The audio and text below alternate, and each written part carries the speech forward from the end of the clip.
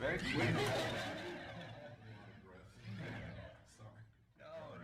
I think we had some worries that it's going to be a lot longer for more than just you. So we're all really, really well done on here. Yeah, thank you all.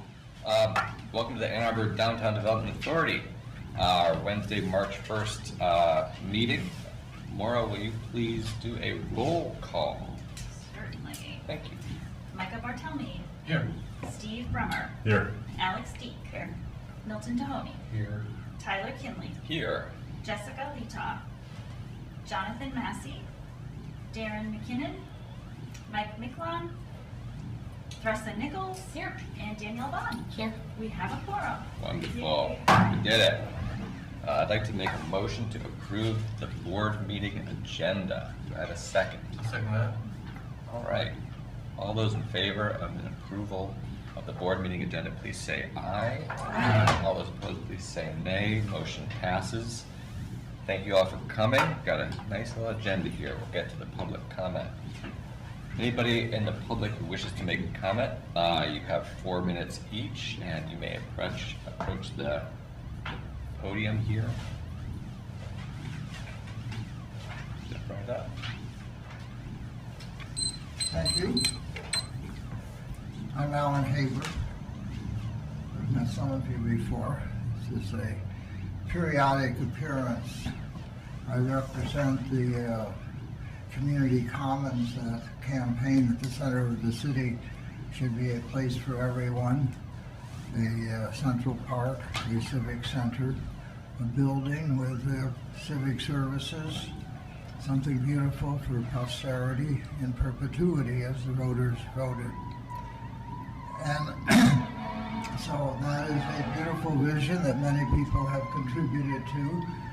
But I also am here because somehow in the 4 years and I think near 4 months since the voters said, after about 9 years of public campaigning, that is what people want in the center of the city. You folks have not had one single meeting that has put that on the agenda. It has invited the people who are part of this campaign and bringing creativity to it to come and talk with you. When you advertised for a new director, there was nothing in the information given to the director that this commons proposition existed, that is part of your domain.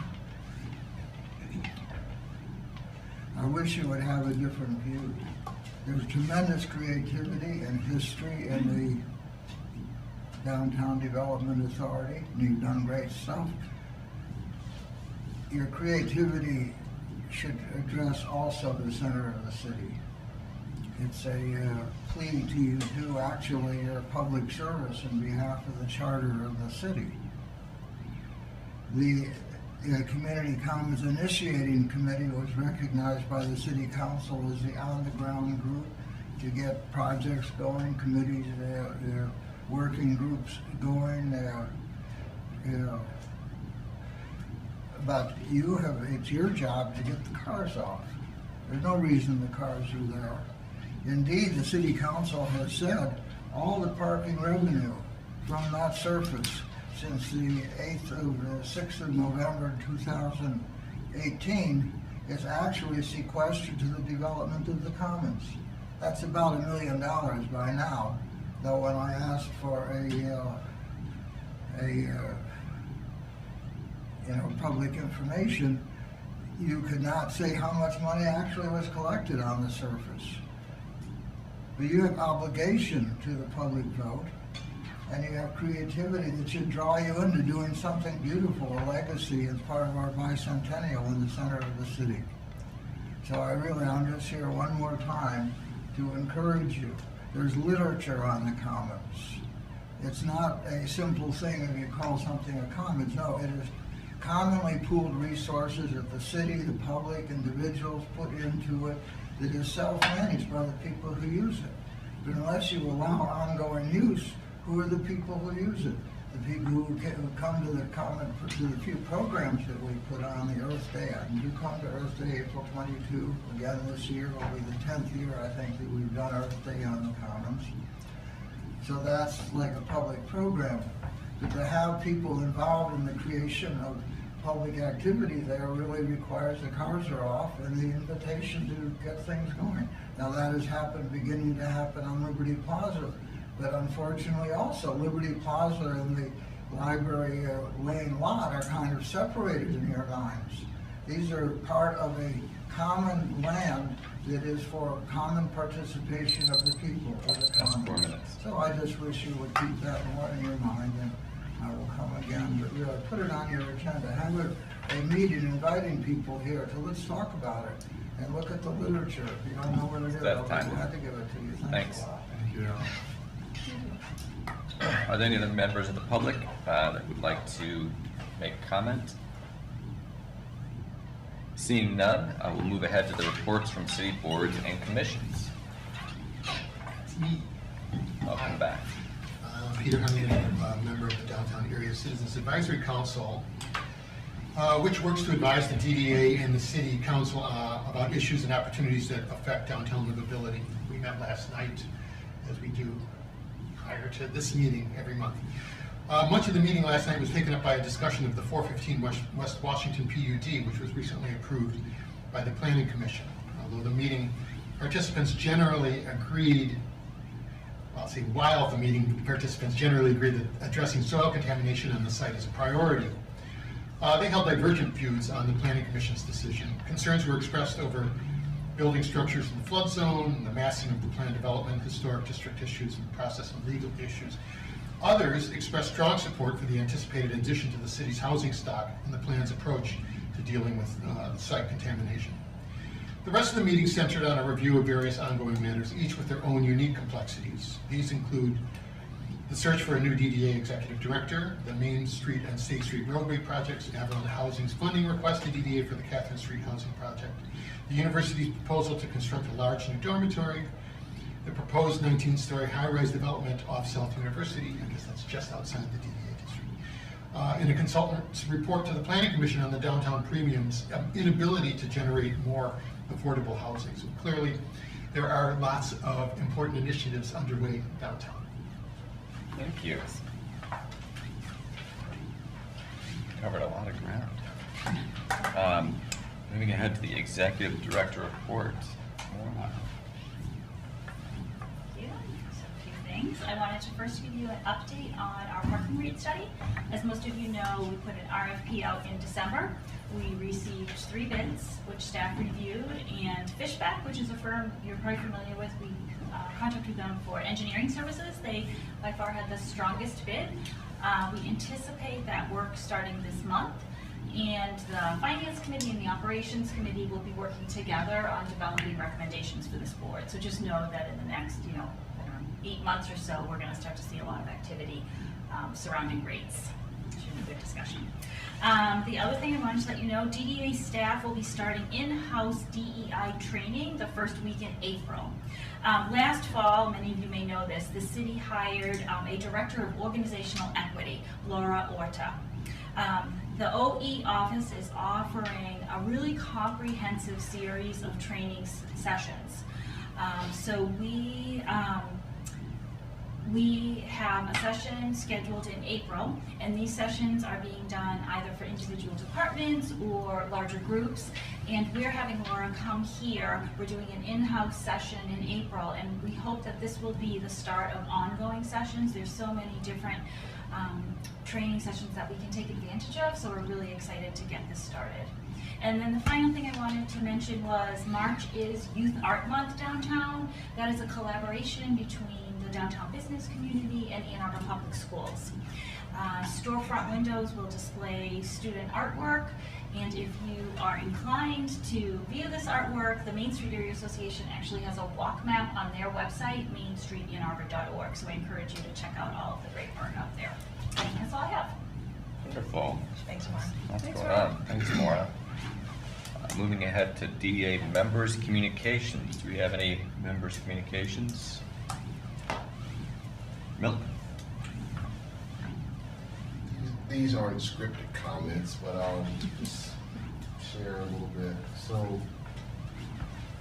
we are still trying to come out of the throes of what has been labeled as a 50-year high school. From my perspective, I wish it wouldn't have been labeled as that, because the implication is we likely won't see anything like it for another half century. I don't know if that's true. What is true is that the recent incident taxed the city almost to the core. We had about 40% of the community was without power. About 20 schools didn't have power. We had a number of people that have medical situations. Every hotel in the city was virtually full. And so for X number of days, we were trying to come to grips with, how to gradually work our way out of it. On the first night, because of the volume of incoming, the DTE site crashed, so communication was cut off. We're in a city that doesn't have local television stations.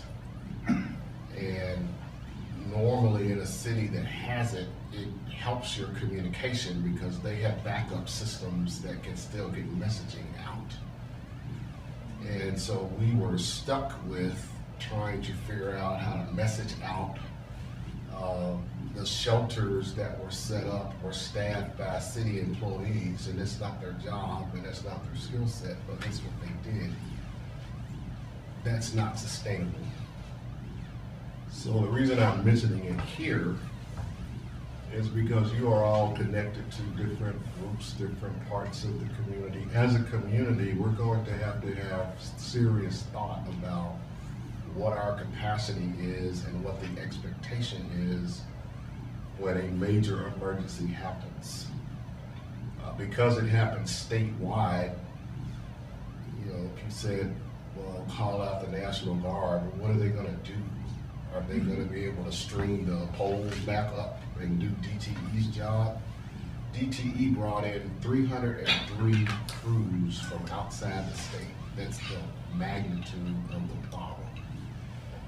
And so I'm just planting a seed. We're going to do a deep introspection on what we need to do better and differently. But as a city administrator, I may be asking the community to take certain steps. Don't think that it'll take 50 years.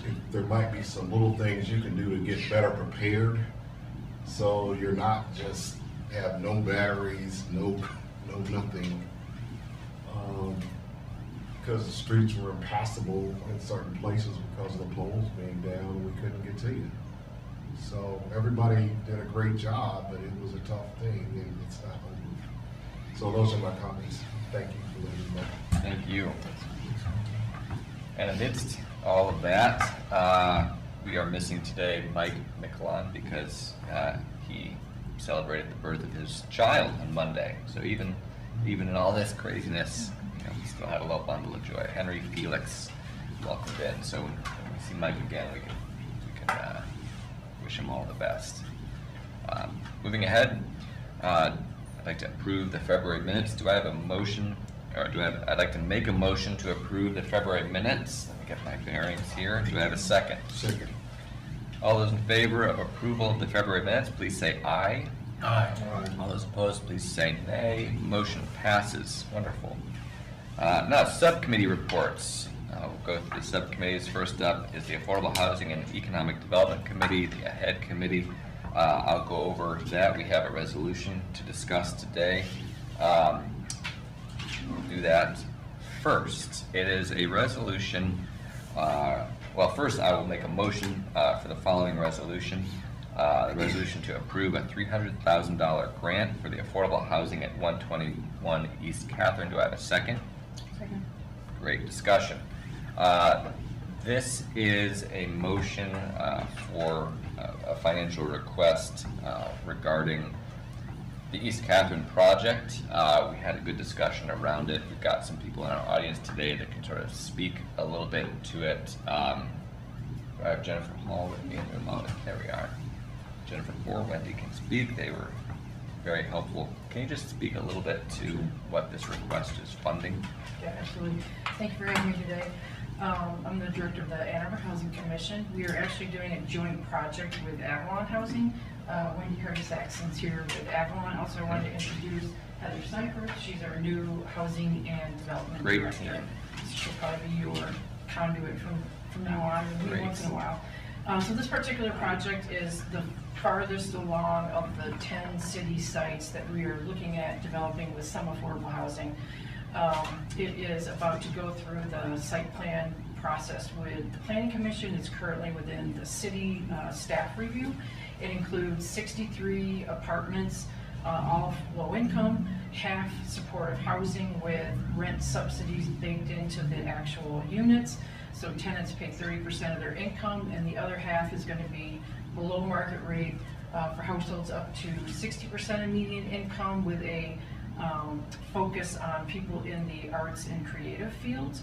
So that for like a one-person household, that's about a little over $54,000 up to that amount. And the building includes first floor services for tenants, residents, as well as there is about 2,200 square feet that's carved off on the first floor that's not dedicated to the residential portion, that we are looking at turning into a cultural hub, where we're working with what we're calling our Community Leadership Council, which is former people who lived in this neighborhood, which was a historical Black neighborhood. So the whole entire group is Black community members, some of whom are in the arts and culture field, some of whom live in that neighborhood, some of whom used to live in that neighborhood, and trying to figure out what we can do to best serve that, honor that history and serve the community on that first floor. It includes, well, this parking number of spaces keep changing. So it's currently about 50 parking spaces there, so we're trying to preserve as much as we can as we get through our site plan process. We keep on having to squeeze back down, so I think we're going to be about 15, 16 spaces that will be available to the public. It is a $29 million project, and the DDA has already, thank you for contributing to the project already by expanding the water main on Catherine Street when the bike lane was being refinished. So we're asking this $300,000 would just go towards that $29 million total development cost. Everything I covered. Do you have any Wonderful. questions about the project? Wendy was really helpful at our meeting, myself as president. We've got a Yes, lot of a background. lot of questions. A lot of I questions. had a lot of questions. Yeah. And Sarah, we can talk a little bit. This is all well within the budget for our It housing is, fund. this is included in the budget document that you're going to be reviewing in months. Yeah, so the money's there. This is exactly the kind of thing we normally spend it on. I think we're good. Thank you. Thank you. Any further discussion? All right, all those in favor of the resolution approving a $300,000 grant for affordable housing at 121 East Catherine, please say aye. Aye. All those opposed, please say nay. Motion passes. That was the extent of the conversation at the ahead committee that day. So that pretty much summarizes sort of what we went over. We asked a lot of, it was a really interesting meeting, just to get more background on what exactly and how exactly it's all working and some of the timing. The next ahead meeting is scheduled for Wednesday, March 8th at 9 a.m. With the full partners, so feel free to come. It's always interesting. Moving ahead to the executive committee, we've got another resolution here. So I'll first just get started on that. That was again the majority and the bulk of what we discussed. So to get going, I'd like to move the resolution approving a $350,000 grant to support streetscape restoration at 121 East Catherine. Do I have a second? Second. Wonderful. Discussion. Give you a little background here. This is a part of the work that we approved a long time ago. This is just the work that had to come later because it's streetscape renovation that would come after the project. Maura and I had a good discussion about it this morning. Maura, if you want to give any more background here, just in terms of this fitting into the process that we've sort of already discussed? Yeah, sure. Yeah. And as Tyler mentioned, we incorporated, worked with the Housing Commission's project at 121 East Catherine as part of our Miller-Catherine bikeway project. So we installed a two-way protected bike lane on Miller-Catherine. At that same time, we upsized or replaced, I can't remember, water main, put in new service leads, fire hydrant, all in support of that project. That was completed in October of 2022. Staff made a recommendation to the Capital Improvements Committee back in, I don't know, June or July of 2022 to say it makes the most sense to carve out the funds that we were putting aside for the streetscape restoration to provide to the Housing Commission as a grant once they get closer to finalizing that project. Yeah. So this is really a timing issue. The Housing Commission is going to be applying for the LIHTC tax credit application in April, and they need to have all of their funding sources approved to be as competitive as possible. Yeah, and as we So- discussed it, Mike asked a question of when we should expect this money to go out. And it's not anytime soon. What was it? Do you remember? 2025. That would be So the this will go earliest. out as that work is being completed, which will be on the tail end of that construction schedule for that project. Is this gonna be enough money? 2025 is a little bit away. And, Yes, you know, this is- prices will increase. This is really funding the sidewalk repairs, fire hydrants, Yeah. the street trees, that kind of stuff. It was things that should have been completed as part of the Miller I understand. project. However, it was better to complete after the construction on the site was done. So we're already paying for it now, like basically, right? It's in Jennifer's budget, as I Okay. Yeah. believe. And this, and just to be clear, this was money to support streetscape Mhm. restoration. Yeah. Okay, right, not to To pay, support, not to right? pay, right, Yeah. right. Yeah. So instead of the DDA directly paying a vendor to complete it, we are providing a grant That's more. to the Housing Commission to complete as part of their project. Great. So it's in their budget, it's gotta be completed, we're giving them the money now to so do. Thank you for the explanation. Yeah. Any other questions, comments? Okay. Let's see how that's here. All those in favor of the resolution for the $350,000 grant to the Ann Arbor Housing Commission for streetscape restoration at 121 East Catherine, please say aye. Aye. All those opposed, please say nay. Motion passes. Again, that was the bulk of what we discussed. Besides going over the agenda. It's exciting up here. The next executive committee meeting is Wednesday, April 5th at 11:30, so feel free to come. Next up is the finance committee. Micah. Yes, last week's Finance Committee meeting was canceled due to inclement weather. In your packet is a resolution to put forward the fiscal year 24 and fiscal year 25 budgets of the city. Also included is a detailed line item budget and the updated 10-year plan for your review. Sarah has prepared a budget presentation, and after we receive it, the board will be asked to consider approving the resolution. So at this time, I'd like to turn the floor over to Sarah. She's prepared a very detailed presentation for All right, us. Sarah.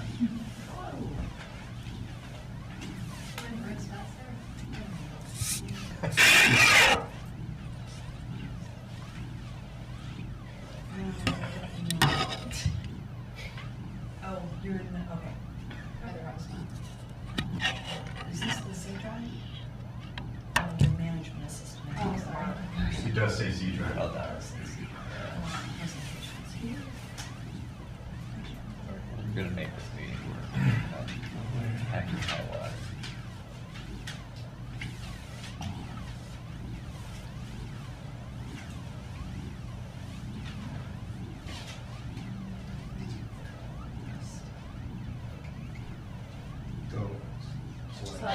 Slideshow, there we go. Yeah, I know it's hard, you don't have the exact time for everything. Yeah. All right. Cooking with fire. Here we go. Thank you, everyone. This is so we're looking at a 2-year budget here. For the fiscal year 24 and 25. This is the city's system to plan for 2 years and approve one at a time. So 24 is what we'll actually be approving in June, but we're going to plan for both. The DDA has 2 systems, the downtown development system and the parking and transportation system. Each of those are divided into a couple of funds. On the TIF side, we've got the general TIF fund, the housing fund, and the TIF construction fund, which was a temporary fund that closed in '22, but you're gonna see it because we also include some prior years for reference. Parking and transportation has the parking operations fund and the parking CIP maintenance fund. So we'll start with downtown development and talk about those activities. On the revenue side, our revenues, our primary funding source is tax increment financing. The housing fund gets its funding from a transfer from the TIF fund to the housing fund each year. And that transfer is required by city ordinance. A minimum transfer amount was set in 2017 at $300,000, and it increases each year by the TIF growth rate. You're also going to see a little bit of bond proceeds in those previous years, 21 and 22, in that TIF construction fund.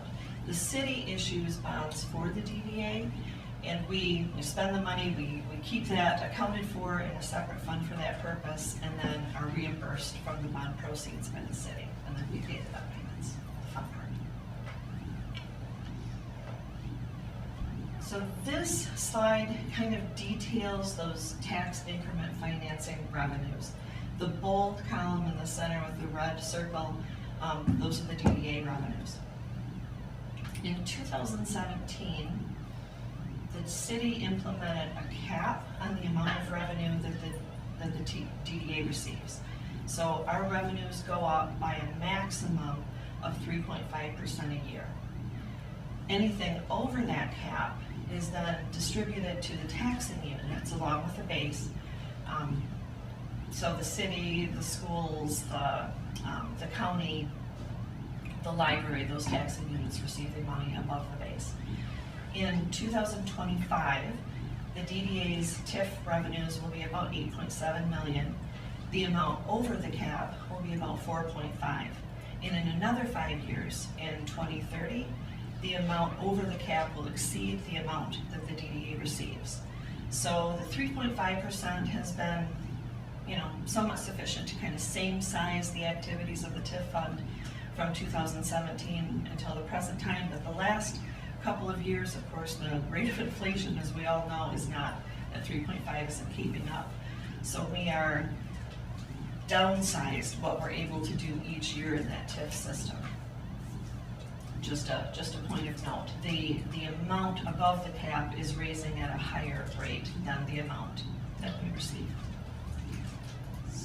Down. Okay, and this is a kind of an overview at revenues over the period that we're looking at here in the 10-year plan, fiscal year 21 through 23. The glowy bars are the current revenue, or the current budget that we're asking you to consider today. The blue portion of the bars is the TIF revenues. The purple on the first 2 years, those are the bond proceeds for that temporary fund, which was closed in 22. And there is just a little tiny bit of yellow on top of these bars, which is our miscellaneous and interest proceeds.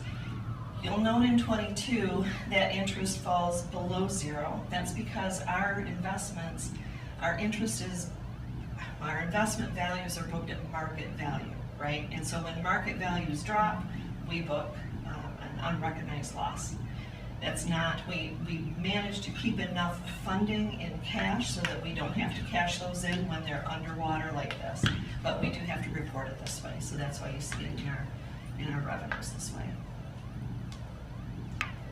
Moving on to expenditures. So these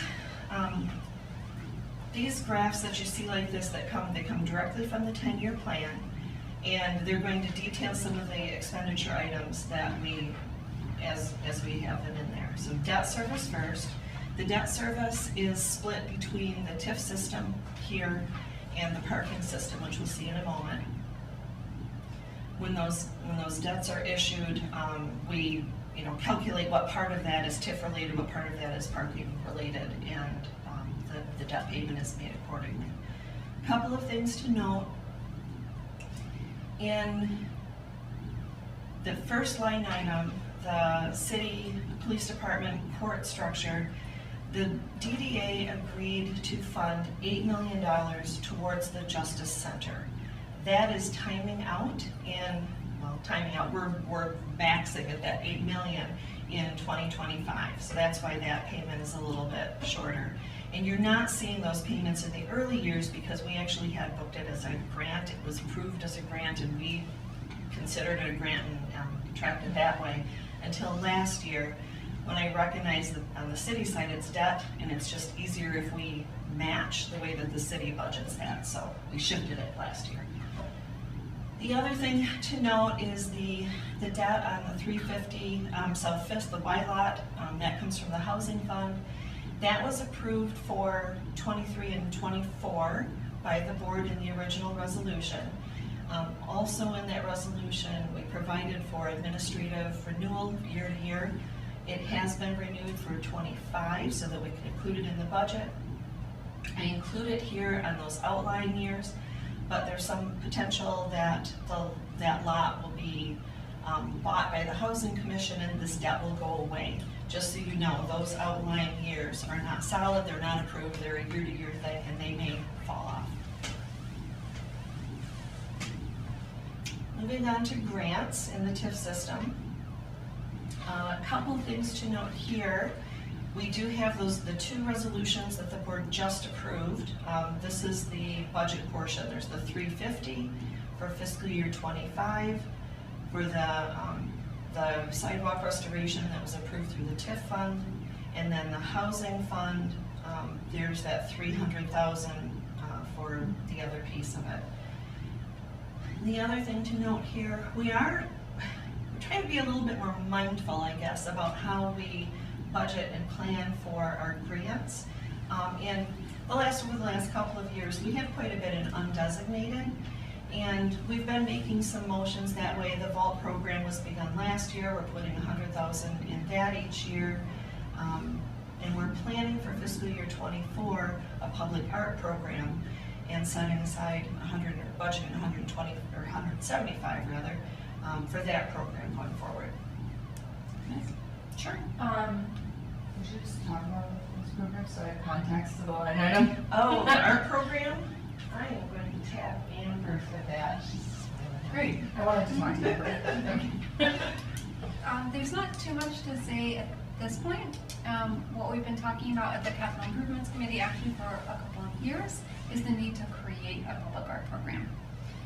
And so with some additional staffing, we hope to have the capacity to do that, and we wanted to have the capacity on the budget side as well. So this would cover requests that we get from the Public Art Commission to include art in our projects, and then also DDA-led art that we would install downtown. Very simple community myself. Is this, when I'm visualizing this, is this like some of the murals and stuff that you see downtown, or like the alleyway art projects that have been popping up? That would be the types all of the initiatives? above. Okay. In the, Thank you, sorry. like, the publicly visible space of downtown. Okay, cool. Thank you. So that's on the TIF side. On the housing side, we do tend to just budget the amount that we have available in that fund so that there's capacity for grant requests that come in. Those tend to come in not years and years ahead, so we just leave some money available and undesignated for those. This slide details the capital improvement plan in the TIF system.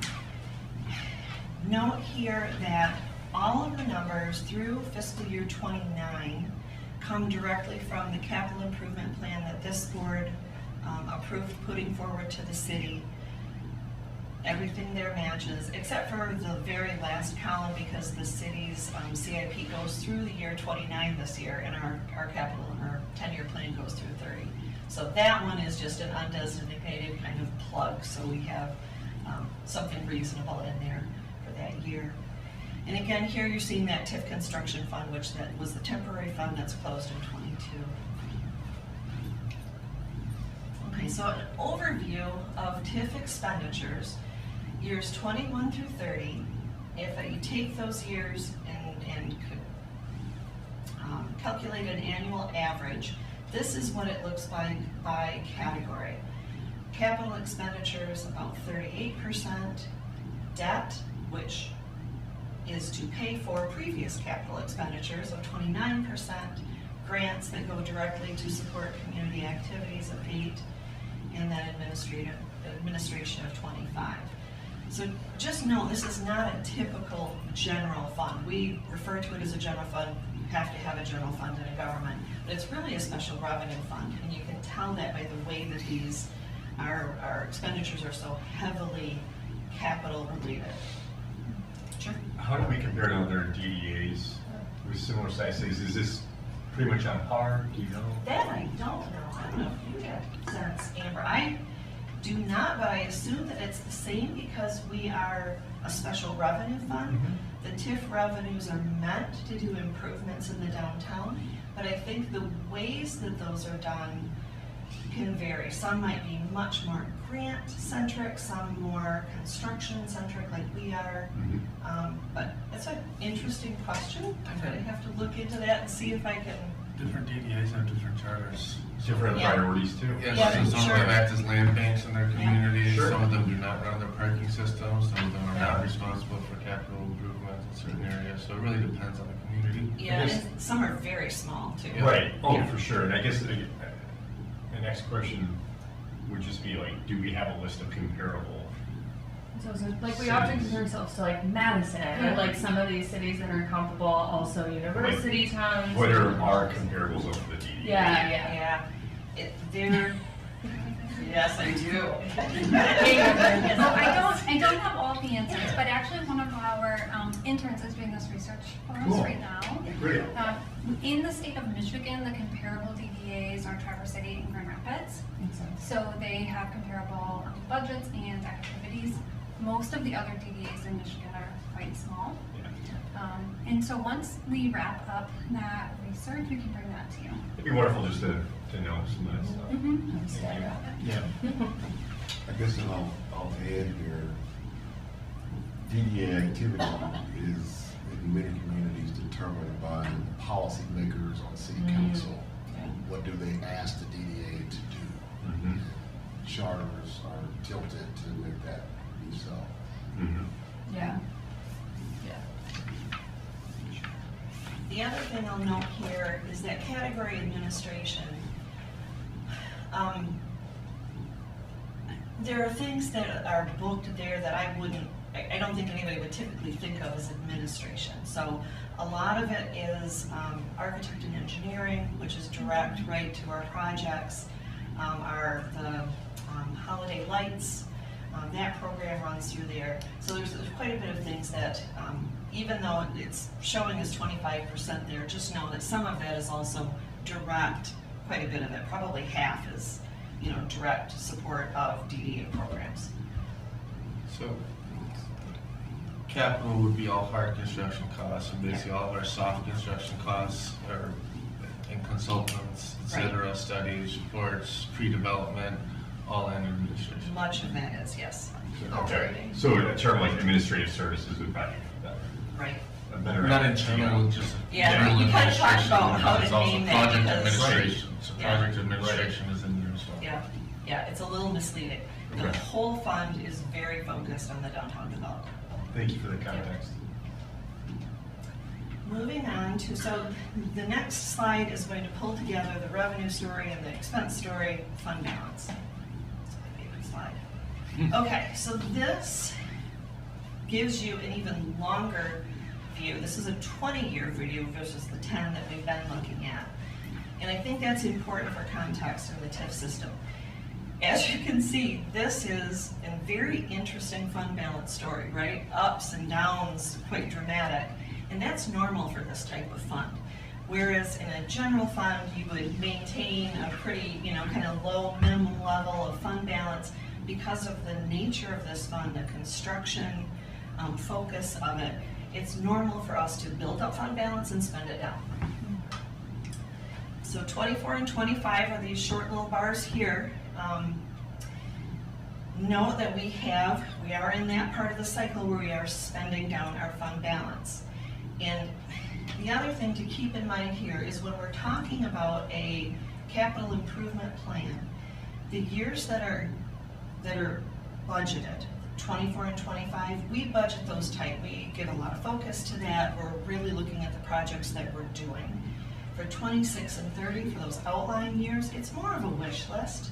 It's more of a little bit of everything that we'd like to do. We know, obviously, when we get to 26, all of the things in that list will not be done. We will make decisions when we get to the budget, time to budget for 26 and 27, and trim that back, because clearly there's not enough money there to do what we wish to do. And part of that is related to the TIF cap, the inflation rates, and part of it is just that we don't ever get to do everything that we would like to do. So keep that in mind. The other thing to note here is that minimum fund balance line is set per our current policy, which calls for a minimum fund balance of 10%. 10% is not, in my opinion, a sufficient minimum balance. In a general fund, in a straight operating fund where your expenses are pretty level, the government finance officers suggest 2 or 3 months of fund balance. So that would put us at about 25. With capital expenditures above that even would be helpful. So our 25 for the TIF fund is about 36.3%, and I feel like that's a comfortable level for us. Questions on the TIF system before we move on to parking? Looks like a lot of cuts in 26 and 27. It does, doesn't it? 36.3%. It's gonna get fun. I mean, this is just the nature of the beast right now. Costs going up like they are, and we are on a very fixed income. Yeah, a lot of cuts. Hey, parking, it's gonna get fun in parking as well. All right, parking system revenues. Primary funding source, parking fees. We fund the CIP fund, the capital and maintenance fund, with a transfer from the parking fund. And as Maura mentioned, we're looking at a rate study starting in 23 and moving into 24. So this is a slide that may look familiar to some of you. Our parking rates and how those are structured. We have off-street totals and on-street totals. I draw your attention to the red numbers, the percentages at the bottom. In fiscal year 20 is when the pandemic hit, so our fourth quarter revenues were impacted then. Our fiscal year 21 budget was already set at about 25 million. It came in about 50% of what was budgeted, but because we saw some dip in 21, that 33 is calculated on 21 values. So that's why it's not showing the 50% that you might expect. We saw some recovery in 22, bumped up 42% over the 21 level. That still puts us at about 70% of normal revenue streams, and a little more recovery in 23. We seem to be leveling out in that recovery trajectory. So going forward from there, this is a very conservative projection, 3% per year, just basically a cost of living increase. So keep that in mind when we get to that fund balance slide. We're not anticipating the effects of our rate study and what we'll need to do once we receive that. So what you're showing reflects higher levels of activity in parking versus the rates were flat. Right, or rates that go up by basically a cost of living, some mix of the two. Okay. Yeah, that's about 3%, right? It is. Okay. Yep. It's just an increase in rates by 3%. 3% across the board. Talking about pandemic effect and revenue loss, I thought it might be helpful just to take an overview of what that's meant to the system. So the first bar is 2019, $22.8 million in revenues.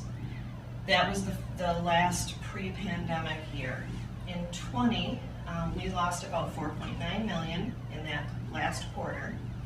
And then going forward, it was, our revenues were half for 21, and from 22 through 25, we're projecting that our revenue loss will be somewhere between 7 and 8 million a year.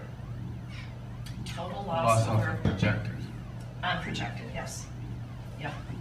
And by projected, what I'm talking about is I went back to a 10-year plan that Joe had prepared before the pandemic and used his projected numbers there, and they were small increases per year. So it's it's a rough look, but it gives you some sense of what that loss is. Total over the 6 years is almost 50 million. Yeah, it's a lot of deferred maintenance. And that is how we have dealt with that, right? We've spent down fund balance and we've deferred maintenance to keep ourselves afloat. Move on to, so general look at the revenues then over the period of the 10-year plan. You can see that kind of low level in 21, and then we've cropped up a bit, and then we're leveling off at just those 3% increases. Moving on to expenditures. These slides for the parking system are going to look a lot like what you saw in the TIF system. So the first one, though, is unique to parking. That's the city 20% payment. So per our parking agreement, we remit to the city 20% of our parking revenues. We maintain and operate the system on 80% of the parking revenues.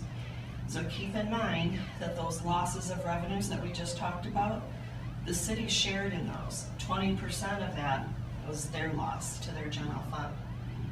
And again, when we're looking at rates, we're looking at both sides of that, the impact to the DDA system, the impact to the city general fund, and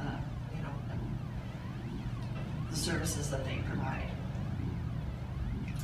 The fiscal year 23, something I did mention in the parking or the revenue slide, the fiscal year 23 revenues, we're projecting about 14% up from our budget. So keep that in mind when we get to a later slide, we'll talk about that. What that's going to mean for us too. Debt service, this is the parking piece of the debt. We had a couple of issues. One fell off in 22, another is projected to fall off in 27. All the rest is projected out to 33. So all of our debt will be completed and paid in fiscal year 33. Grants. So the parking system grants are much simpler kind of animal than on the TIF side. Ours are all to the AATA for alternative transportation programs. Prior to the pandemic, those were about 800,000, and you can see they felt the effects of the pandemic as well. So it's based on a reimbursement model. They submit quarterly invoices for their costs, and we reimburse them. So what we're planning here is ongoing recovery for their system too. Is that primarily the Go Pass? Mm-hmm. It is. CIP in the parking system is a little bit simpler as well. It's all structured or all focused on capital maintenance for the structures. And as you can see, these numbers in 21, 22, 23, they're low. These are not our regular capital values. In 21, we had budgeted 11.3 million. We reduced that to the 2.9 that you see here because of the drop in revenues. So it's a reduction of 74%. Most of that represents deferment of maintenance, not just a change in something that we were doing that we wanted to do. Most of this is very maintenance centered. 24 or 22 and 25 levels are based on then revenue projections, very much like the TIF system is. We budget tight, we budget what we need, what we can afford, and then 26 through 30, we're putting in what our 20-year capital improvement maintenance document calls for. Sarah, so what about where are we going to see the $8 million, $8.4 million shortfall spread across, or is that just Where, so if we're looking at the projected Yeah, ahead, those so are when we need, get those to are, the- those are needs at that point, Right. not the needs that we didn't do Right. last When year. we look at the fund balance, you're gonna see the impact of the reduction of the loss of revenues, and, you know, that we've trimmed back those expenses, but not enough. So the fund balances are dropping, and in the outlying years, they're really dropping. So, But say we had, you know, 8.4 million undone in FY '21. right, We haven't put that into subsequent years, We have because not. those are just, Nope. the subsequent years are just things that will already need to have happened on schedule at that point. right. So what we've done, and I can, Jada, feel free to jump in if you'd like to. What we've done is really focused on safety and anything that we need to do to keep the cost from increasing if we delay it. So we've just, you know, narrowed our focus, not kind of regular maintenance to keep up on things as we would wish to. But we've done the highest level need items. And no, we're not seeing those there, but when we do the rate study, those will be considered. We're gonna consider what that means for those outlying years and the needs of the system going forward. It's gonna be part of that. It's gonna be a really interesting conversation, I think. Interesting. Interesting conversation. Can you imagine being a rate analyst in this environment by parking systems everywhere are going through this? We were fortunate that we had as high a fund balance as we did going into this. I just can't imagine what we would even be talking about today or how this would look if we hadn't. Scoot down here. So overview again on expenditures. This is a very different pie chart than what you saw in TIF. Operations is the lion's share of our expenses, right? That's the big blue part. Capital, 3.6 million. Again, this is an average over the period of time that we're looking at, so that's low. It's probably 50% lower than what we would normally want to see there. But just to give you a kind of a sense for what we've spent and kind of what we're looking at spending. City 20%, our debt and our grants. So fund balance. Again, we've got that 10% minimum fund balance line, which is not sufficient in this fund either. But we also have a really different trajectory. So in a system like the parking system, what I would wish to see is kind of a gentle increase in fund balances until you hit like maybe major projects. Then we would spend down a bit. But these are assets, they're long life assets, and they're aging. You want to grow a little bit of fund balance to be able to cash fund some of those major improvements without having to issue debt every time if you can. So that's kind of the ideal. And we were doing that, 11 through 20, we were growing fund balance. Then the pandemic hit, and we lost some in 21, but still holding, because we were at a high level, right? 22, we held our own. 23, we're going to see some reduction. 24 and 25, further reductions. This puts us at the 25 level, we're at about 29.5%. I think it's still a comfortable level. But 26, not, and farther out even worse. So again, rates are one component of what we're going to need to look at here, and then those capital expenditures we're also going to need to look at in those outlying years. So rate component's going to come soon. And this still does not include a significant amount of things that were just deferred from 21. Correct. And Jada, do you want to speak to capital and how that's planned for those? So Sarah mentioned our 20-year planning document, and we did that in 2020. It was kind of bad timing, but that's what these numbers are. We do it every 3 years. We were due to do it again in 2024. We went ahead and we got that underway this year because I thought having new numbers, because already since 2021, 2020, we've deferred things. It's kind of all a jumble already. And heading into your rate study, I thought it was important to have better numbers. So towards the end of this summer, fall, we'll have updated numbers, which will probably put us further along. Well, that's kind of my Yeah. point, like, this Yes. is even like, Yeah. Yes. it doesn't look good, but it's actually worse than this, Yes. because you haven't included that other list of, laundry list of items that need to get done. And just to make a point of clarification, we use the word maintenance, but in my mind, it's like more restoration. So we certainly haven't delayed like the operational maintenance. I mean, they're cleaning, they're painting curbs, things like that. It's just these large maintenance and restoration projects that we've had to kind of prioritize the last couple of years.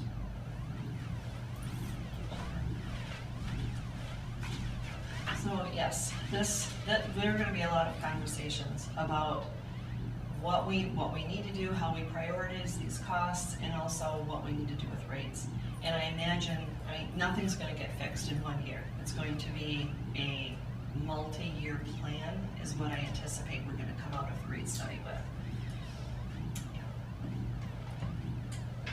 Okay, we're almost through this, guys. So next, budget to the city. The budget process. Just very briefly, most of our budget process, much of this is dictated by statute, some of it is city process. Our budget is a component part of the city's budget. It's baked right into the city's budget. We're required to put that forward to city council for their approval. We do that, that's what this resolution that you're looking at right now will do.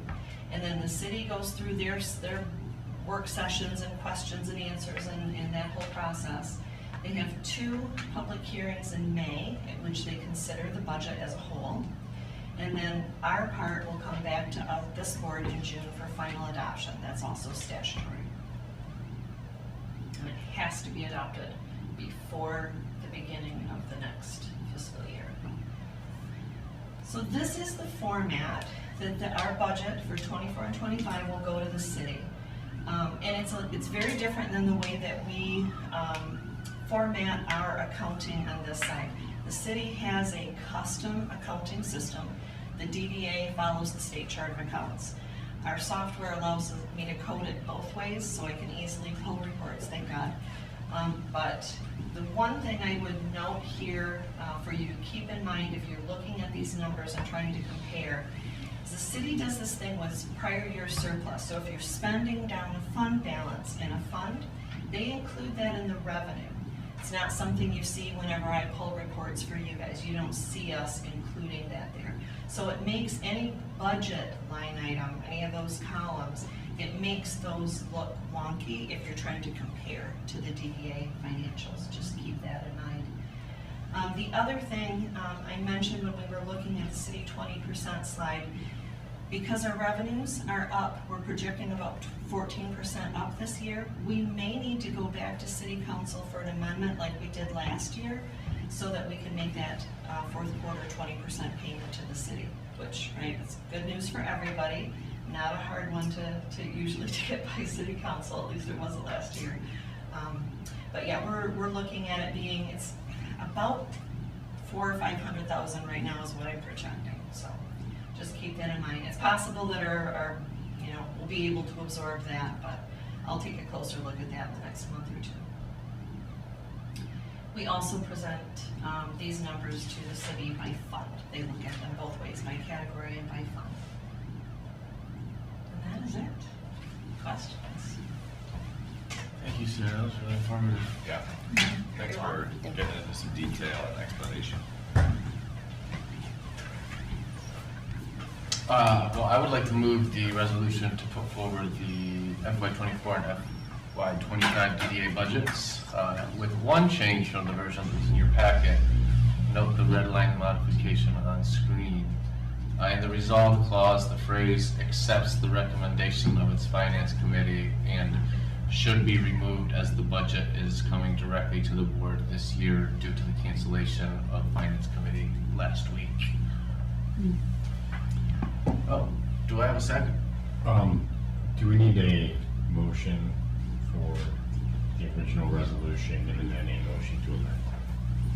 Do I need a motion to amend?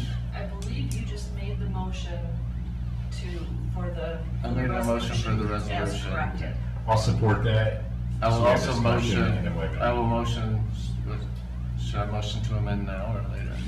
I think we have to vote on discussion, we have to vote on the motion at hand first, and then, You did it right, Micah, so you introduced and corrected. Yes. So then he's just seconding it so we can talk about it. Oh, great, all right. yes, and then we can make the amendment.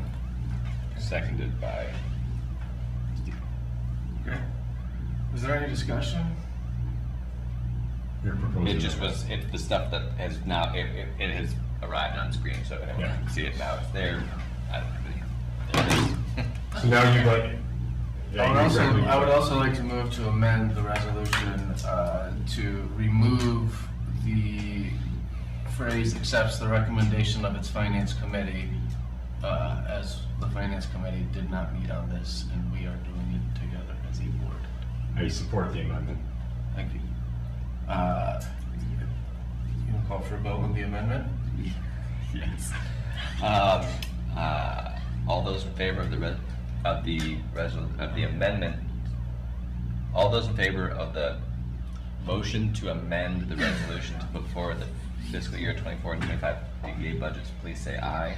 Aye. All those opposed, please say nay. The motion to amend passes. Would you please call for a vote? All those in favor of the resolution to put forward the fiscal year 24 and 25 DDA budgets, please say aye. Aye. All those opposed, please say nay. Motion passes. Well done. Thank you, Tyler. I'm finished here. The next finance committee meeting is scheduled for Thursday, April 27th at 9 a.m. Thank you. Moving ahead to the operations committee, it also had to be postponed due to inclement weather. Next meeting is Wednesday, March 22nd at 11 a.m. and that one will be interesting. We will be having engineers from Fishbeck to discuss and understand options for roof level fencing. We'll have results from our bid process for the lower level fencing, and we will also have Walker Consultants with us to provide an update on the curb management study. So there's a lot of good information coming from that meeting. It's a bummer to cancel it, but that's been the nature of February, is inclement weather. So we're looking forward to March. Again, next meeting is Wednesday, March 22nd, 11 a.m. Alex, Capital Improvements Committee. Thanks, Tyler. The committee did not meet in February due to lack of agenda items. So I just have one project update, and it's on State Street. Phase 2, which is North University to Huron, started this week with traffic control and pavement removal. That's it. And then there's no March meeting, but we'll meet again on April 19th at 11 a.m. Great. New business. Is there any new business? Board? Seeing none. Public comment. If any members of the public wish to speak, this is your opportunity. You each have 4 minutes. Seeing none. To adjournment. All those motion to adjourn. Second. Second. All those in favor of adjourning this meeting of the DDA, please say aye. Aye. All those opposed, please say nay. Motion passes. We are adjourned.